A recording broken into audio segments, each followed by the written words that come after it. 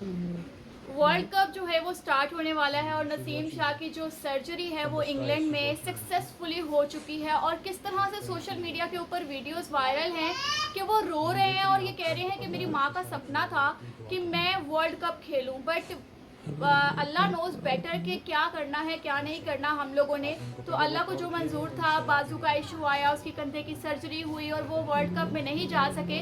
तो मामलात यहाँ पर यही आते हैं कि किस्मत में जो लिखा होता है वही होता है। तो नसीम शाह के लिए बड़ा दुख हो रहा है कि वो वर्ल्ड कप में नहीं जा सके, नहीं खेल पाए।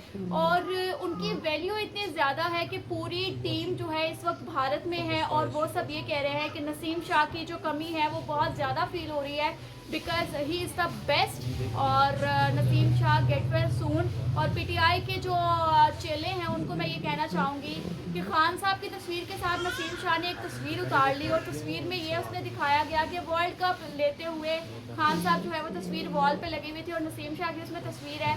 तो उसको ये एंगल दे दिया गया है कि जी ये नसीम शाह जो हैं वो इमरान खान के साथ तस्वीर जो है उनकी आई है, उन्होंने ट्वीट की है, उन्होंने सोशल मीडिया पर अपलोड किया है, जिस वजह से नसीम शाह को हटा दिया गया है, वर्ल्ड कप ही नहीं खेलने दिया गया, उन्हें जो है वो थ्रेड किया गया है, उन्हें ब्ला ब्ला ब्ला ब्ला जो भी है ना हमदर्दियाँ बटोरने का कोई मौका छोड़ते नहीं है पीटीआई वाले। सो ये मामला जो है ये इंतहाई अफसरदा हैं।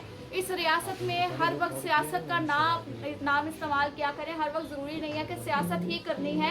और ये पॉलिटिकल इश्यूज़ को हमारे कौमी क्रिकेट से दूर रखें, बिकॉज अगर हम लोग उन लोगों को डिप्रेशन देते रहेंगे तो शायद आने वाले वक्त में हमारा क्रिकेट भी जो है वो फ्लॉप होता जाएगा। तो Naseem Shah best of luck, अल्लाह पाक आपको सेहत दे, तंदुरुस्ती दे और इन पीटीआई वालों को थोड़ी अकल दे, यही कह सकती हूँ। Thank you.